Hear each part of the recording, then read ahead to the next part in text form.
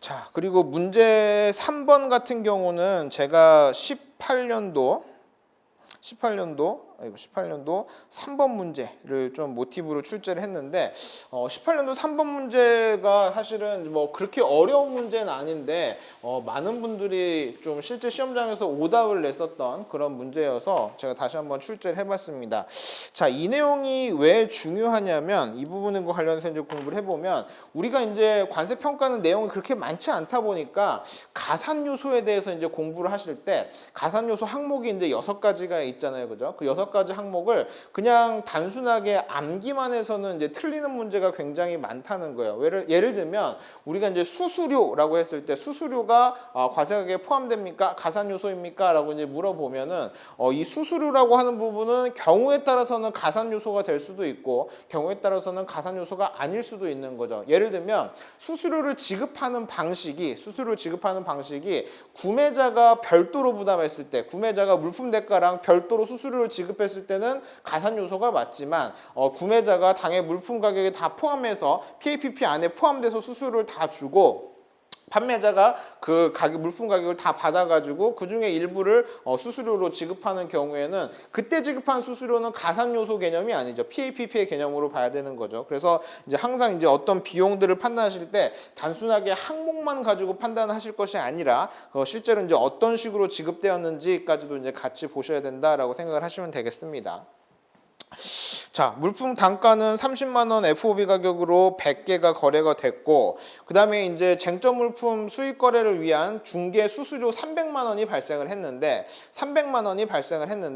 중개 수수료 30%는 판매자가 지급을 하고 70%는 구매자가 지급했다라고 이제 돼 있다면 그럼 이제 구조로 따지면 이제 이런 식이 되겠네요. 셀러가 있고 바이어가 있고 그다음에 이제 중개인이 있는데 예를 들면 이제 물품 가격은 물품 가격대로 이제 정산을 하고 그다음에 이 사람 입장에서는 중개 수수료를 받아야 되는데 30%는 셀러한테 받고 그다음에 바이어가 나머지 70%를 지급을 하고 뭐 이런 구조의 거래를 하고 있다라고 생각을 하시면 되겠네요. 자, 그러면 이것도 항목은 중개 수수료고 이것도 항목은 중개 수수료죠.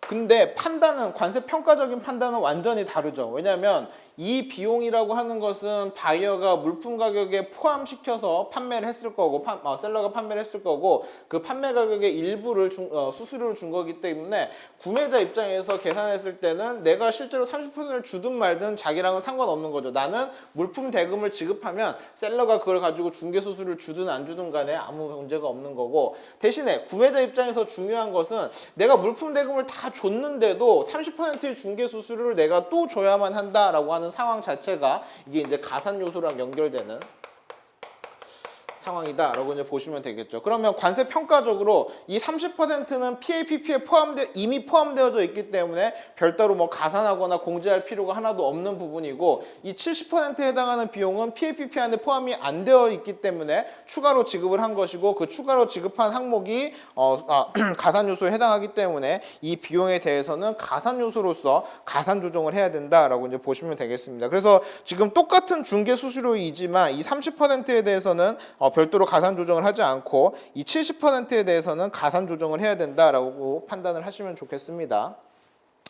자, 그 다음에 이제 4번이랑 5번 내용도 한번 같이 보시면 4번이랑 5번은 똑같은 항목상으로 봤을 때는 똑같은 검사비예요. 뭐 1차 검사든 2차 검사든 검사 비용과 관련된 것이고 자, 그 다음에 1차 검사 비용은 판매자가 지급을 했고 2차 비용은 구매자가 지급을 했습니다. 그래서 판매자가 지급한 비용이라고 하는 것은 판매자가 이 검사 비용을 절대로 공짜로 부담해 주지 않겠죠. 당연히 물품 가격에 포함시켜서 최종적으로 물품 가격에 포함시켜서 일부를 받은 다음에 그 비용에 대한 지급을 검사업체한테 했다라고 이제 볼 수가 있을 것이고, 이 부분 두 번째 검사 부분에 대해서는 구매자가 추가로 지급하는 얘기는 물품 가격에 포함되어 있다라고 협의를 했을 때는 당연히 추가 지급이 필요 없을 텐데, 물품 대금에 포함되어 있지 않다라는 전제하에 구매자가 이제 추가로 지급을 하는 부분이기 때문에 이 부분에 대해서는 과세 별도로 이제 고려를 해야 된다라고 생각을 하시면 되겠습니다.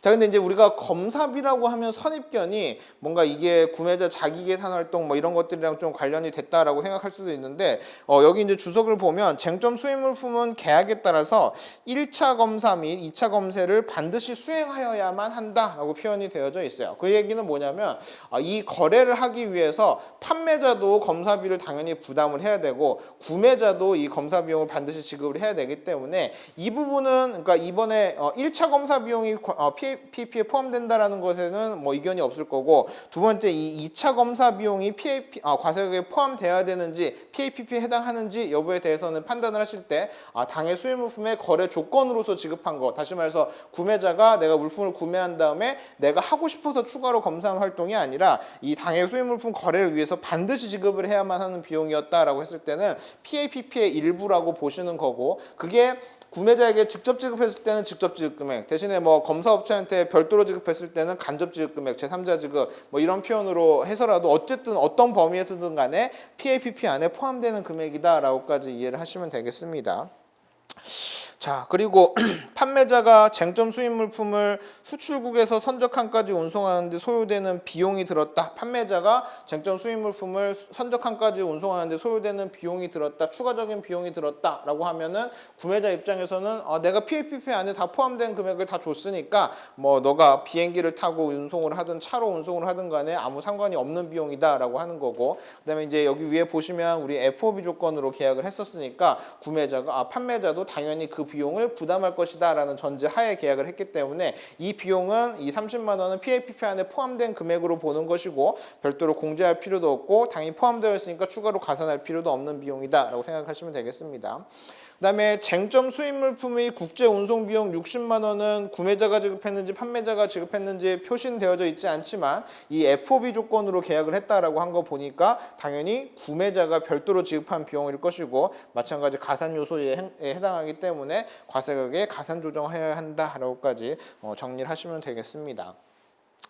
자, 이 3번 문제 같은 경우는 이제 여러분들이 제가 이제 항상 가산 요소 그다음에 PAPP 같은 걸 고민하실 때 항목만 가지고 판단을 하시면 틀릴 가능성이 굉장히 높다는 거예요. 지금 중개 수수료 같은 부분들, 그다음에 선적항까지 수출국에서 선적까지 운송하는데 소요되는 비용들도 마찬가지로 가산 요소에서 말하고 있는 과세 가격 항목입니다. 그죠? 근데 그 비용이 이미 PAPP에 포함되어서 판매자가 부담을 했기 때문에 PAPP로 보는 것이지, 항목으로 봤을 때는 이것도 가산 요소가 맞죠. 그다음에 국제 운송 비용 당연히 가산 요소가 맞고, 구매자가 별도로 지급했기 때문에 가산 요소로서 가산 조정한다라고 하는 판단까지 내리시면 되겠습니다.